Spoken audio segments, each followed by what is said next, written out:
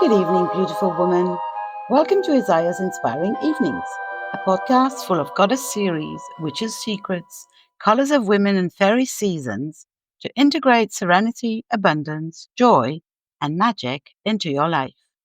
I am Isaya Bell, creatrix, magical pragmatic inspiration mentor, tech goddess teacher, and traveling priestess. And this podcast aims to accompany you for peaceful and inspiring evenings.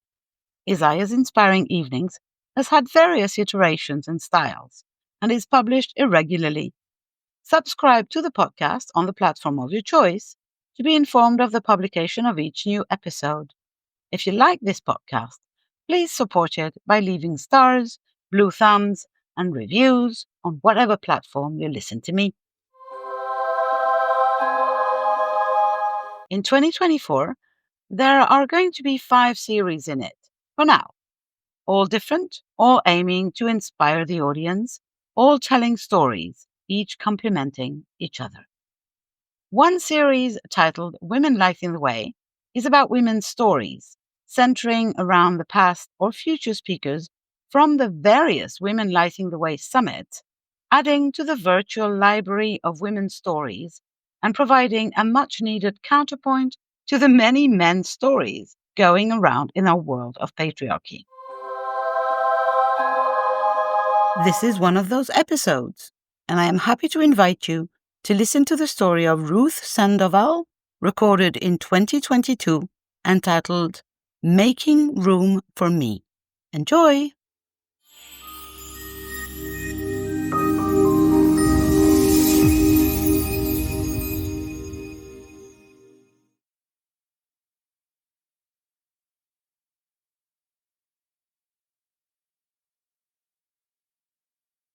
Hi, I'm Ruth, and I'm glad that you joined me for my Women Lighting the Way talk. I have to tell you, I recorded this full talk about 4 days ago, only to find that I couldn't download the video. Something had happened in my Zoom account.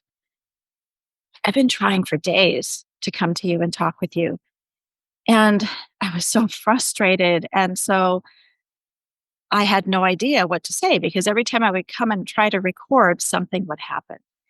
And I emailed Isaya, who was the administrator and one of the co-founders of Women Lighting the Way, and just said, I'm still doing my talk. I just can't figure out what's going on. And it struck me after we had a conversation on Messenger that perhaps I just need to come to you as I am. I don't know why it's not working. I pulled a few cards. So as some of you know, if you've come to my Facebook page before, I created the Coaching Wisdom Cards. I have a coach training program where I teach people to use their wisdom and intuition to coach others.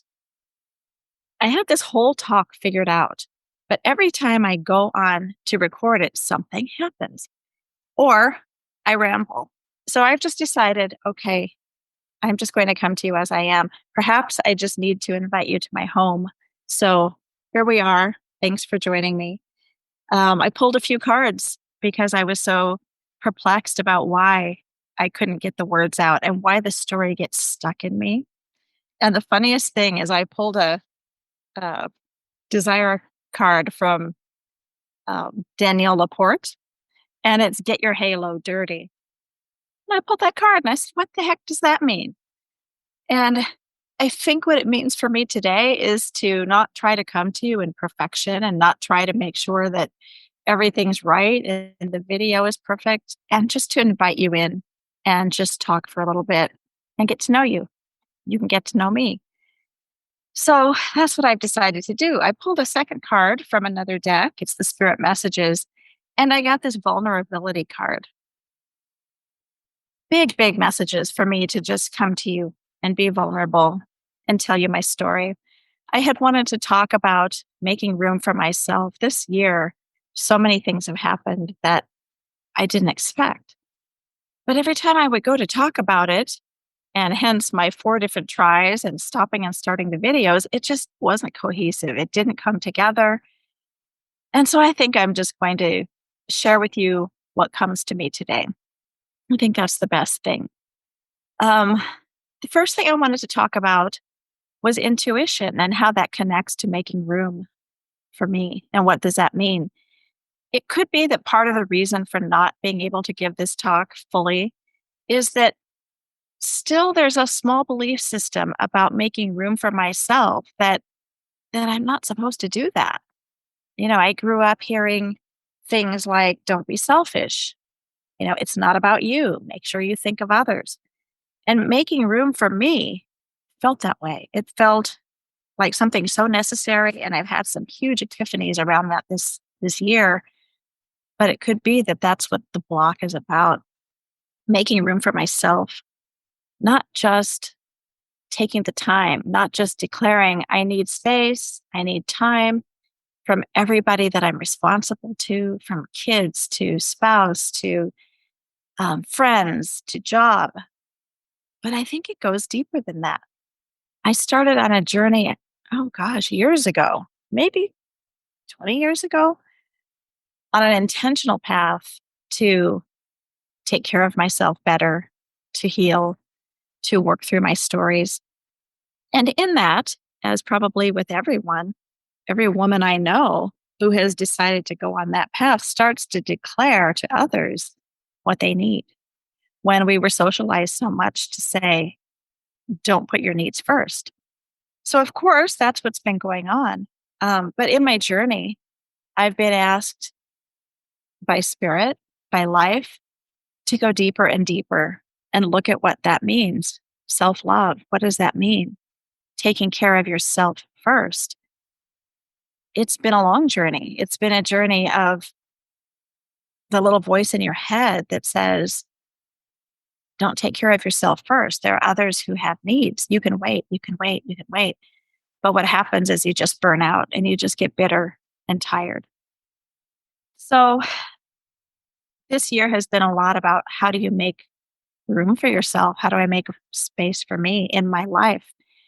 It started with intuition, and I teach about that. I talk about that. I've been more and more aware of how the answers come more quickly and they're more sure, and my feet are planted on the ground when I listen to intuition to make huge decisions or small decisions every day. Last year, around November-ish, um, I had my sister here, my daughter was here. We were sitting at the table, which is in my office, and we were sitting there just talking, surfing our phones. And I got up to go to the restroom. And while I was there, I realized that I had been looking on my phone and had been scrolling through this position, this job that kept coming up, and I kept scrolling past it.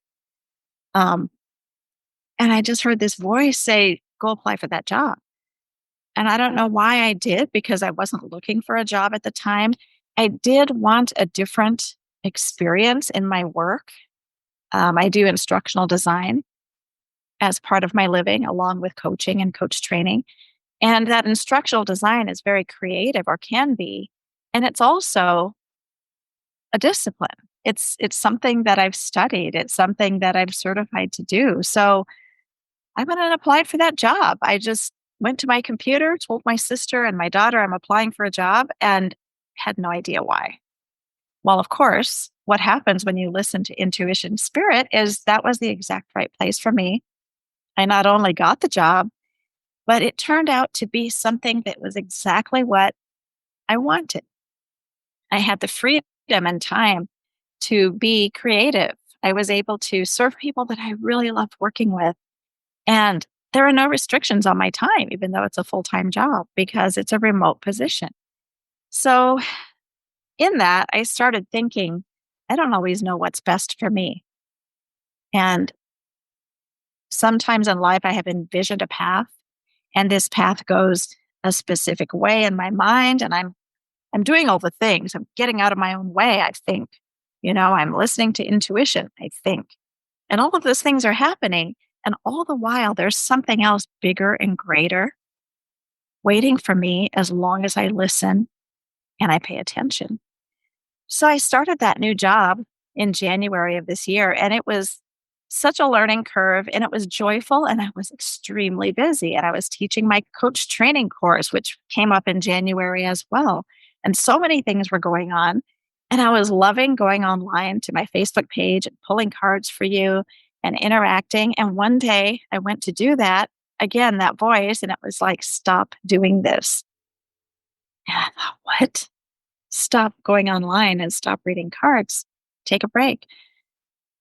And I thought, but that's the one thing that I love. It's what brings me joy. But the voice was so strong. And so I did it. I posted that I was taking a break and I just stopped. I had no idea why. I had no idea for how long. Within a month or two, I knew why. There were huge fires that broke out in northern New Mexico, and the Hermit's Peak Calf Canyon fire burned through our family's ranch, and we lost 4 homes. In those losses, 2 of the homes were primary residences, my dad and his wife, and my cousin.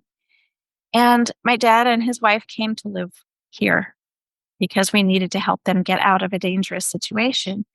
So my sister and I brought them here and opened up the home, and the home is all open space, and I work from home. So it was a huge challenge, not just for me, but for them. They had just lost everything. So, in that whole trauma situation, crisis, the other factor was that my wife was traveling from North Carolina, where we have another home. And we spend a few months a year together and a few months a year apart. And she was on her way here for the summer. So that added one more factor to how are we going to manage creating space for ourselves, literally creating space. How do I keep my office silent enough for me to have meetings and for me to talk with clients if I have people in my house and there's all kinds of things going on? How do I create spaces for myself, for my family? My dad's a musician. How do I create a music spot for him? His wife loves to watch her shows. How do I create a private space for her? And my wife needs her space. How do I create that space? How do we all do that together?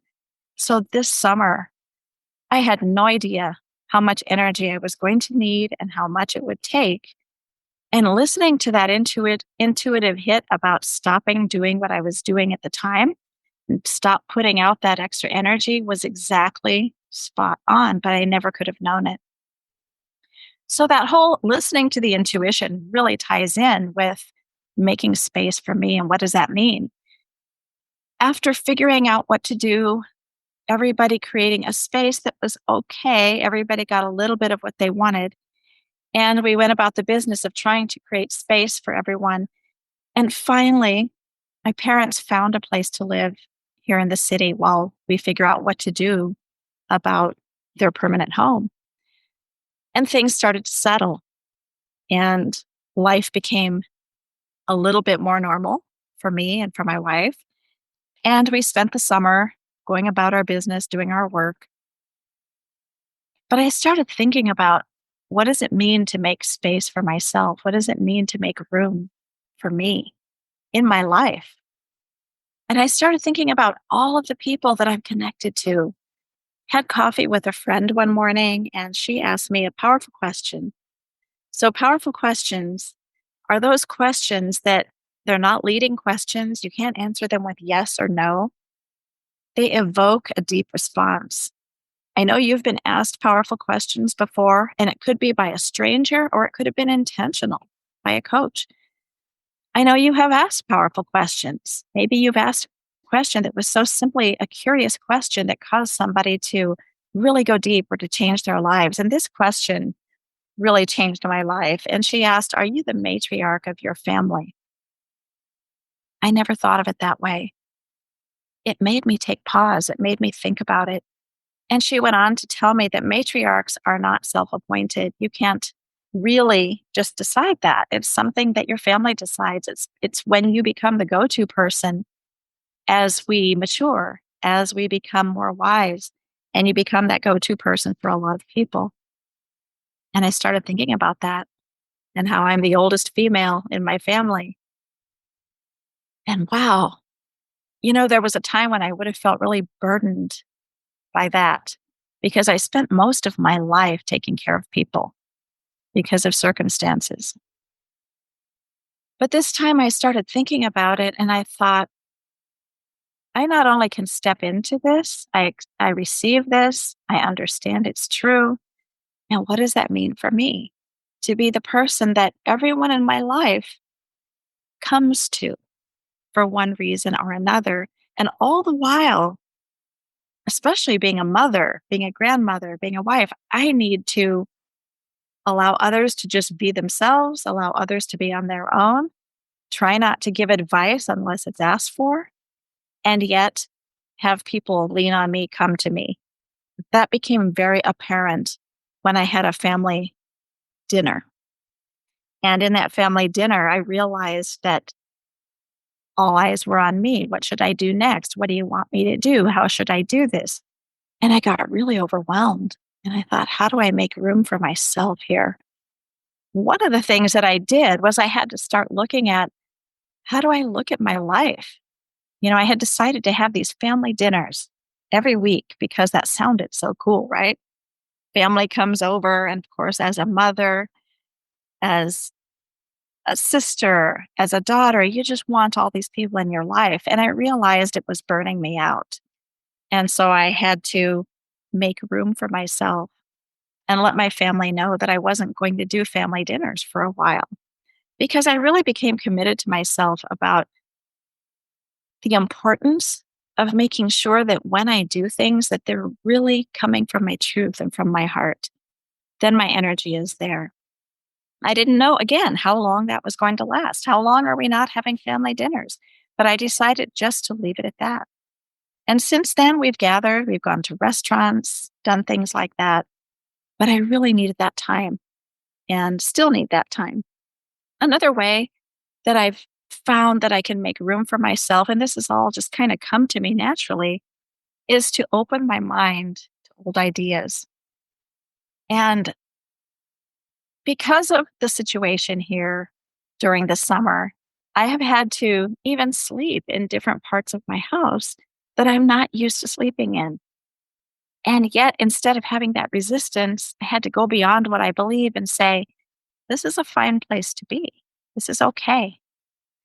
And in doing that, I was able to create a space, whatever the situation, whatever day it was. Another way that I found that's really delightful is that I became more open to invitations. So I had an email from a friend who said, do you want to go to this writer's retreat? And I love to write and I love retreats. And the amazing thing is that it's in Oaxaca, Mexico. So I have a very strong love of weaving. As you can see from the back of my cards, this is a picture of a weaving that I've done. And I learned to weave in the Rio Grande style of my ancestors many years ago here in New Mexico, in the Land of Enchantment. And when I worked at the Weaving Center, we had kind of a sister city, which was Oaxaca, Mexico. And some of the people in our Weaving Center would travel there. A fun fact is that the bright, vibrant red that you see in my weaving is dyed. It's a natural dye, but it's from the coating on the cochineal bug, which we used to go to Oaxaca and pick up. I didn't personally go, but people from the Weaving Center went. At the time, I was in no financial position to travel there. I wanted to go with them. I wanted to weave with women in Oaxaca. I wanted to look at their textiles, but never had a chance. And here this summer, I had an opportunity where a friend of a friend was giving a retreat, and I had the opportunity to go. And so, making room for myself, part of me thought immediately, you have a new job. How are you going to do that? And then my intuitive self kicked in and said, you need to do this. And so I just said yes. I said yes before asking at work. I actually didn't ask. I basically just let them know I'd be gone.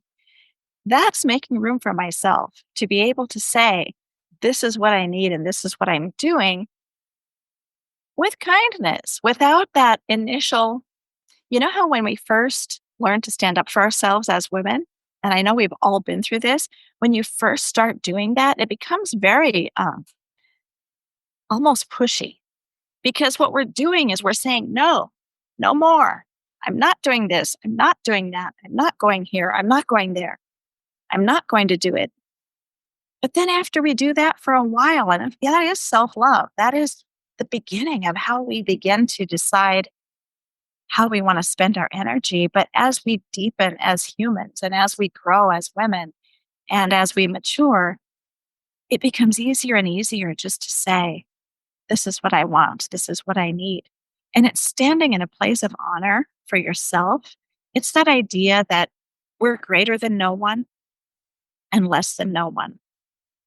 When I first heard that, it just hit me so hard that I am greater than no one, but less than no one. And it made me find space for myself. It helped me to understand that it's okay for me to take up whatever space I need at the moment. And whatever space I needed might be small that day, it might be huge that day. I might need to get away from people for an hour, or I may need to spend 3 days rejuvenating.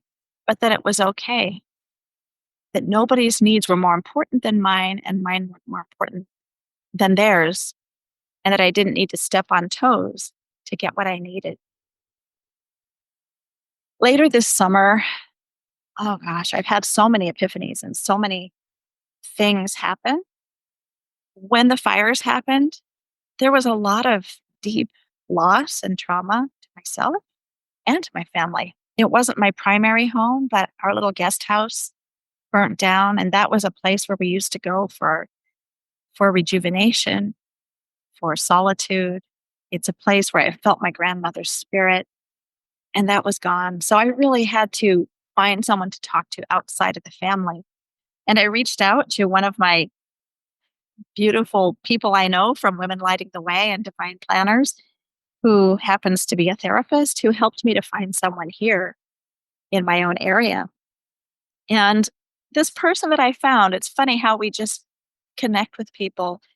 When I first started talking with her, I entered into that relationship as client therapist, but I was a little tentative about talking about spiritual things. I didn't know where she stood with that or how she could help me. And it turns out that she's a curandera, which is a healer. And so we're able to openly speak about things of spirit. And that's what made me realize that I needed to work with her for a while. One session, when I was talking about things that were difficult for me, people in my life that were difficult for me, I also am coming on the tail end of empty nest syndrome because my teenage son has moved out and has become grown overnight. She told me about, and I can't really quote this exactly, but a spiritual person that she knows said something to the effect of, everything in my life is for me to react to interact with, but nothing in my life belongs to me. And that's another one of those things that just landed. And I started looking at everybody around me and realized that everything here is for me, my home, my work, the people I love, but they don't belong to me. None of this belongs to me. This is for me to enjoy. This is for me to learn from, to react to. But in doing that, I started understanding what real, true spiritual freedom is. And that is that I don't even need to be connected to making things right with family members who don't get along, which was really bothering me at the time. I wanted everybody to just love each other. That's always every mother's dream. And it didn't always work out that way. People you care about sometimes don't get along with each other. And when you gather, those things become more apparent in families. But as I looked at everything is here for me, but it doesn't belong to me, I started really considering even my son, who's not quite 18. And I felt like I really needed to keep tabs on him. He moved in with his father for the end of his teenagehood. And I started realizing I don't need to keep tabs on him in the way that I was doing because he doesn't belong to me. He came through me. He brings me joy. Sometimes have angst. He's a teenager, for goodness sakes. Um, I worry as a mom. Am I doing the right thing? Am I giving enough information? Am I giving enough support? And that whole thing about enough, enough, enough. If there's anything that I could be accused of or talked about after I'm gone from this world or even now, it's that I try really hard. Sometimes I try too hard and it pushes people away. But I try really hard. I tried really hard to be that parent. My first two kids are about 25 years younger or older, than my youngest. That's a whole nother story that I could tell you about. But I was in my 20s when I had them. I was very young. And of course, if you have the opportunity to parent again 25 years later, you're going to want to do it differently. And so that's where a lot of my angst came from, a lot of my worry. I was waking up at 2 a.m, just thinking, thinking, thinking. But that one thing that was told to me, everything is for you, but it doesn't belong to you, allowed me to give myself the grace and to love myself enough to say, I'm here to react. I'm here to be there if someone asks. I'm here to offer what I have when I'm asked. But I don't have to go out of my way and try to do the impossible. And I started applying that to all of my relationships, my friendships, which made me less anxious about, oh, I haven't talked to so and so in a while, and maybe they haven't called me in a while. And I have to connect this relationship. I used to have that. I have to make sure we stay connected. And there's a part of me that said, no, I don't have to do that. That was huge for me. Making space, making room for myself. And in making room for myself, I started looking around the house. And I love this home. It's a sweet home. It belonged to my wife when we met. And after we got married, it belonged to us. And it has become a place that's a sanctuary. People can come into it, say they can feel the peace and they can feel the comfort in this home. And I started getting this feeling that it was time to move on. And that was a struggle. So I was actually able to speak it, to go beyond my own thought process, to make room for me in my own belief system, and to make room for my intuition, which was telling me strongly, it's time. You've always known this was going to be time, and it's time. Because I've always had dreams of um, living in an apartment, living in an apartment in a beautiful area that's walkable, where all I have to do is get on the phone and say, hey, could you come fix my faucet? Um, Jay, my window's broken. I really want to have that experience in my life, which I haven't had. Either I lived in a place where I had to fix things, or owning a home, as you know, if you own a home, comes with its own issues. And I really just wanted to have a different experience. And instead of saying either this or that, I started making room for myself by saying, it's yes and. When I was in coach training and I used to teach people to coach, we had an exercise called yes and.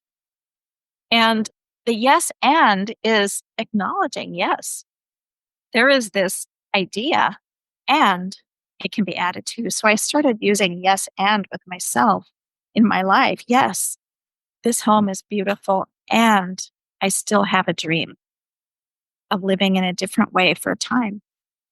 As I would walk around my neighborhood, I started feeling that pull and connection. Oh, there's community. And I know my neighbors. And what about Frank across the street that I talked to? And what about the couple across the street on the other side whose names I never remember, but they've had two kids since they've moved in? And what about the neighbors who all got trees from the city and it's free, but I missed the flyer and I didn't get one? What about the neighbors on the right hand side of me, the grouchy guy who's hard of hearing? I started thinking about all of this, and that strong connection to what is and to what you know started kicking in. And I thought, I can't leave here. But I had to make room for myself in my own thought process because my intuition, my heart, my dreams, my desire were saying, it's time to go live that life that you wanted to live. Your youngest is grown. Your other kids are on their own. You're only going 5 minutes away from here. Your parents are in an apartment and they're okay. Time to go do what you want to do. And so making room for myself is making room in my belief system. Did I believe that if I leave this community, the people that I know, that I won't find more? Not true. I don't think that's true at all. These people will always be in my heart. This home will always be a place of good memories. And this neighborhood will always be a place that I used to drive by and say, I want to live there. But it's time. So all of those things combined, they address making room for me. It's been very hard for me to pull this all into one story. And I don't know if it makes sense to you, but they're all those things combined. It's all about self-love and going deeper with that. What started happening when I started being conscious of making more room for myself, both in my physical surroundings, in my thought process, in my belief system, guess what? I started loving myself more. And I would find that my self talk was different. So if I went about my day and I did something that maybe I didn't do good enough, I would hear a small voice say, yes, and these are your good qualities. Yes, and you do well most days. Yes, and.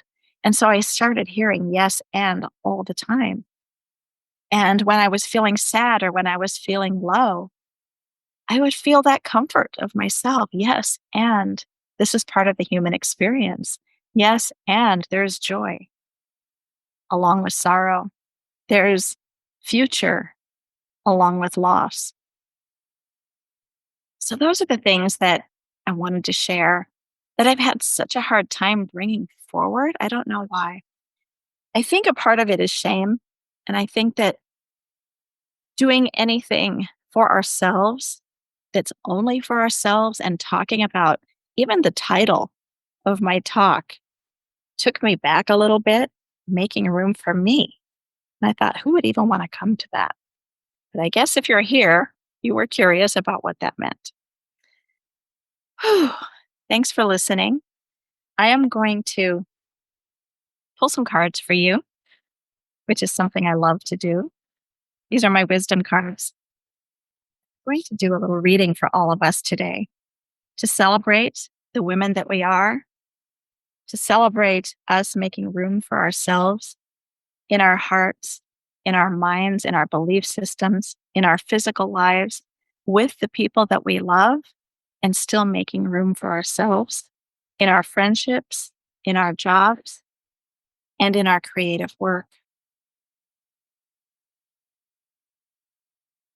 So let me pull some cards for us.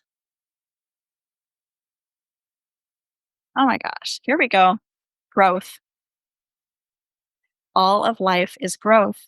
It's happening whether we feel it or see it, and whether we're aware of it or not. Where do you want to see growth in your life? So that's the powerful question. Powerful questions are amazing if we take the time to really answer those deep in our heart. Where do you want to see growth in your life? I think this really, for me, addresses what I've been talking about, that I want to see the growth of the next phase. I want to see what's coming next, what's happening. The next card is completion. And it's amazing because every time I pull these cards, they're spot on. You can ask anybody who comes to these card readings on my Facebook page. Sometimes when we feel bored or we have come to completion in some area in our life, we can support ourselves by accepting the completion of a cycle. And the question is, how can you honor completion in your life? If I base this on my talk today, the completion for me is completing the cycle of motherhood. It's completing a cycle of this phase as my youngest goes off into the world.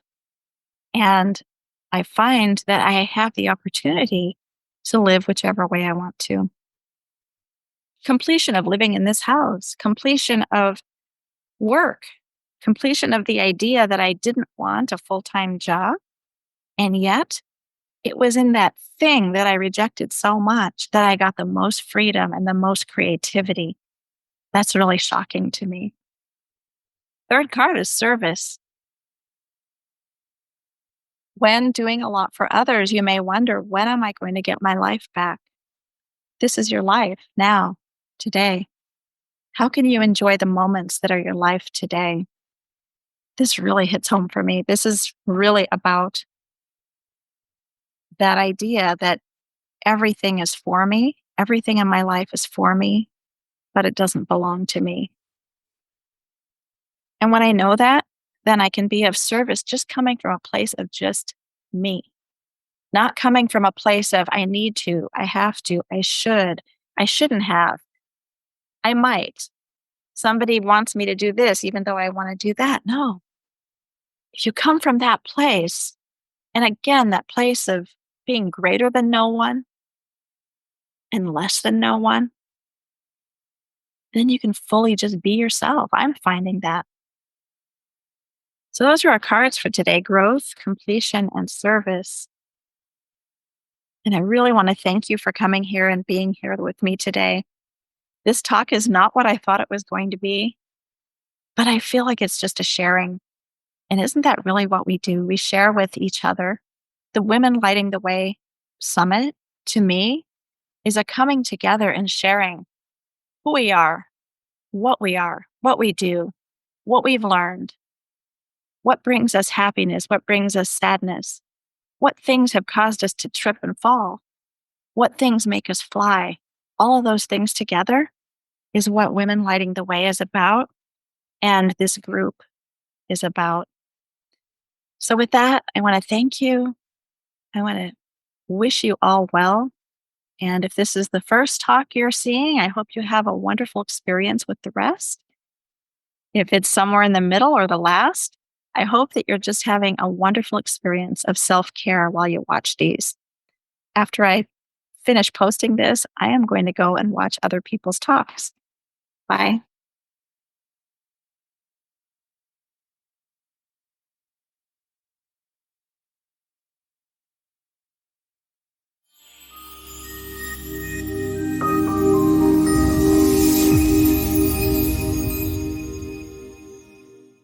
That's it for this episode. The next one is still in creation.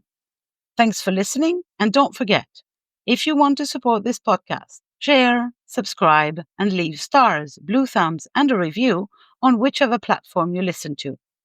If you want to be accompanied in the change processes that life offers you, if you want to live a goddess life daily and participate in the awakening of feminine energy in the world, know the secrets of witches, and apply the rituals of fairies in your daily life, contact me on my website, isayabel.com. You can also subscribe to my newsletter to be informed of all the news in the real and virtual world of Isayabel. You will, of course, find this podcast on all platforms: Google Podcast, Apple Podcast, Spotify, etc., but also on YouTube and on my website, isayabel.com, on the podcast page.